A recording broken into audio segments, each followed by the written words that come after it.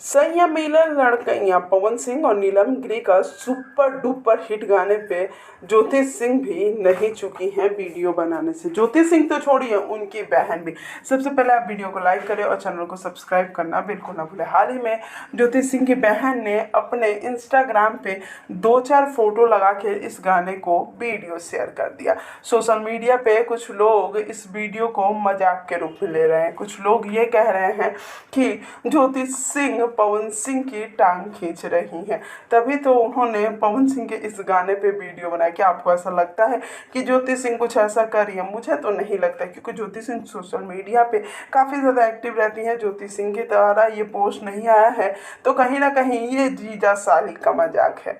जी हाँ, जूही सिंह ने पवन सिंह जी के गाने पे एक मजाकिया तौर पे इस टाइप का वीडियो बनाया है जो सोशल मीडिया पे काफ़ी ज़्यादा वायरल हो रहा है। वैसे आपको ये वीडियो कैसा लगा हमें कमेंट्स में ज़रूर बताएं।